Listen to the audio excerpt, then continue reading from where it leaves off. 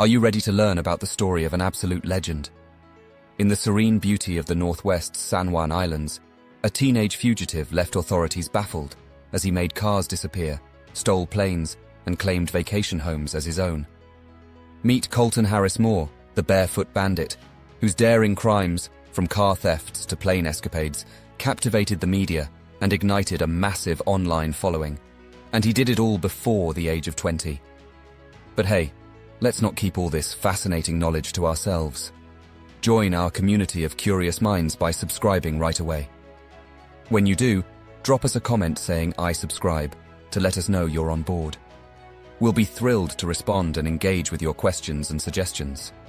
Together, let's embark on an exciting journey to uncover hidden secrets and untold tales on Becca's casual history. Born in 1991, Colton Harris-Moore faced a tumultuous upbringing on Camano Island.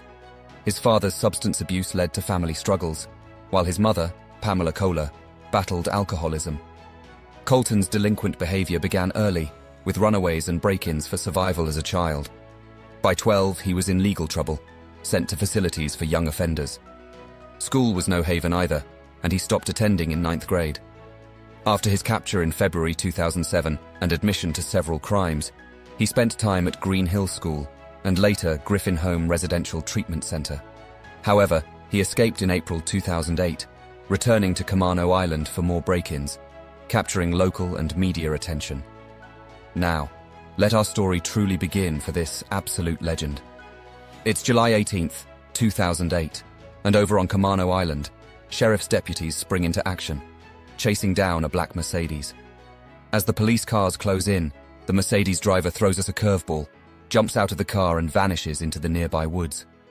Officers search the abandoned vehicle and discover a treasure trove of stolen goods, including credit cards, cell phones, and even a digital camera. And here's the kicker. The driver's taken a series of self-portraits, including one of himself lounging like a forest philosopher, staring up at the lens. This intriguing image catches fire online, sparking a swelling fanbase eager to follow the twists and turns of this unfolding crime saga. By now, our 17-year-old fugitive's got a catchy moniker, the Barefoot Bandit. Why? Because he's got a knack for crime without the comfort of shoes, leaving footprints as his calling card. As the legal pressure cranks up, Colton decides to crank up the audacity meter. He goes full Houdini and escapes from Camano Island, swiping a boat to set sail for Audacious Island. When he lands in August 2008, the San Juan County Sheriff's Office suddenly finds itself swimming in a sea of burglary reports. The situation gets so hair-raising that on October 2nd, 2008, the Audacious Island Chamber of Commerce holds an emergency session to figure out how to deal with this sudden burst of high-tech heists. Meanwhile, the law enforcement cavalry is on the hunt, with Colton now firmly in their sights. Now brace yourselves, because November 12th, 2008 is where it gets cinematic. Colton decides to outfox the Audacious Island police dragnet by commandeering a Cessna 182, a single-engine airplane, straight from a hangar. The kicker: no aviation experience. Yet he pulls off a 300-mile flight to the east, a true underdog in the skies. The aircraft makes a bumpy landing on the Yakima Indian Reservation, and our protagonist slips away. Legend has it, he mastered flying by devouring aircraft manuals, binging instructional DVDs, and logging hours on Microsoft Flight Simulator, a game he's cherished since his early days. And, you guessed it, when the authorities poke around the plane, they find footprints etched into the cockpit, like a breadcrumb trail pointing right at Colton. Fast forward a year, and Colton's still giving authorities the slip. And so, he returns to Camano Island in May 2009, rekindling his thrilling game of hide-and-seek with the Island County Sheriff's Department.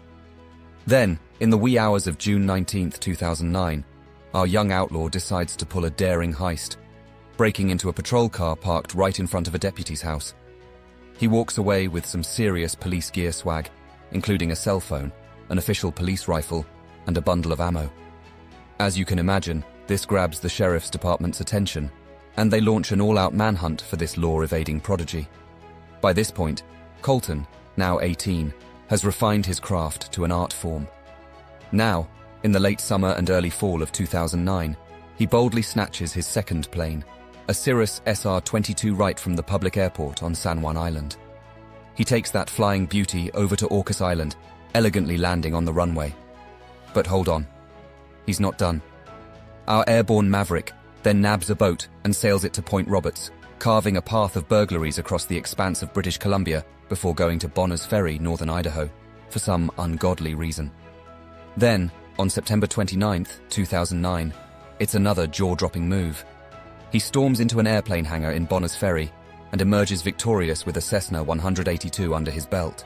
He doesn't just flaunt this new acquisition locally, he takes it on a 260-mile western flight. The plan? Touchdown on Camano Island. But plot twist, he runs out of fuel, crash landing near Granite Falls. And guess what? Those ever-discerning investigators find a set of footprints at the Idaho hangar, a signature Harris-Moore flourish. Now here's where it gets interesting. Cola, his own mother, is asked about the thefts and her son's involvement. And you might be surprised by her response. She stated, "I'm proud of him. I was going to send him to flight school, but I guess I don't have to." Now that's some unconventional parenting for you. Clearly that's Mother of the Year material right there. Zoom in on October 2nd, 2009.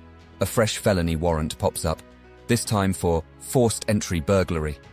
Swiftly followed by a federal warrant 2 months later. All thanks to that Bonner's Ferry airplane affair. Colton's now the prime suspect in about 100 thefts spread across the landscape of Washington, Idaho, and Canada. But does that slow him down? Not a chance. On February 10th, 2010, he commandeers yet another Cirrus SR-22, this time from Anacortes Airport. He lands it gracefully on Audacious Island, only to embark on another adventure the very next day, a break-in at Homegrown Grocery. He snags over $1,000 and leaves behind a trail of chalky footprints, culminating with a charming message, "See ya." The FBI and DHS converge on Audacious Island, and the Coast Guard sends its cutters to patrol the offshore waters, eyes peeled for anything fishy. But, you guessed it, Colton still pulls a vanishing act. He gives Audacious Island the slip, dashes over to San Juan Island, and from there, sails back to his home turf, Camano Island. And just when you thought things couldn't get more intense, the FBI slaps a juicy $10,000 reward on the table, dangling it in front of anyone who can help them catch this 19-year-old escape artist. May 31st, 2010, brings an intriguing twist. A handwritten note accompanied by a $100 bill shows up at a veterinary clinic in Raymond. The note's message is as simple as it is striking. "Drove by, had some extra cash. Please use this money for the care of animals. Colton Harris-Moore, aka the Barefoot Bandit." Jumping ahead to June 2010, Harris-Moore decides he's had enough of the heat in Washington, and it's time for a change of scenery. So, he kicks off a wild journey, making his way through a series of stolen vehicles, navigating the winding roads all the way to the eastern edges of Illinois. Just as the 4th of July fireworks light up the sky, news hits that a Cessna has vanished from an airport in Bloomington, Indiana. And guess who the immediate suspect is?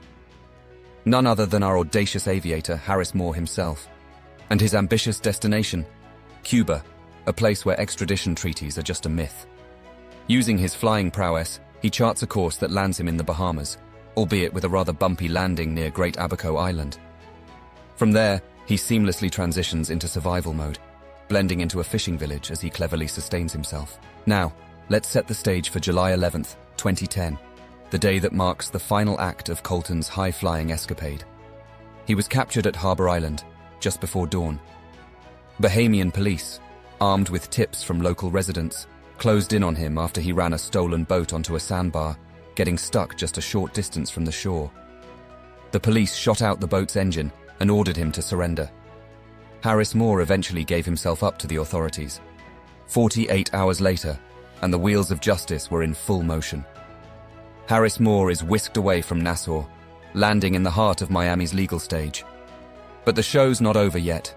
Enter the Federal District Court in Seattle, where January 27th, 2012, becomes a pivotal moment.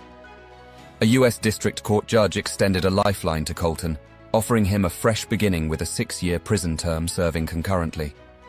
In the courtroom, he opened up, expressing genuine remorse for his actions and revealing his post-prison aspiration of becoming an aeronautical engineer. Shortly after entering prison, an unexpected development unfolded. Harris-Moore sold the rights to his life story to 20th Century Fox for a remarkable sum of $1.4 million. Every penny of this deal was earmarked for restitution, following the conditions of his sentencing. After his release from prison on September 2, 2016, at the age of 25, he took up residence at a halfway house near Seattle as part of his probation terms. Believe it or not, he initiated a GoFundMe campaign, aiming to raise over $125,000 for flight school training. Expressing his aspirations on the fundraising page, he wrote, "Now I am 25 years old, free, and ready to do it. Fly legally. I love airplanes, but I will never steal one or break the law again. I broke the law big league when I was younger, but now it's time to focus on my career and life in the free world." Despite having received $1.4 million from 20th Century Fox, which was directed towards restitution, Colton still had a debt of $129,000 to repay to his victims. Consequently, he was instructed to cease fundraising efforts until he had cleared this outstanding balance. On his now deleted Twitter account, he shared his sense of disillusionment, stating, "I feel like my dream has been crushed. What a terrible feeling." As of now, his current location remains unknown. The hope for his supporters echoes in the phrase, "Fly, Colton, fly." Before we wrap up, have you ever been fascinated by time travel? Get ready to immerse yourself in the captivating story of Ukrainian time traveler Sergei Ponomarenko. Just a click away is your passport to an adventure that will transport you into a world that will make you question the very fabric of existence. Let's dive in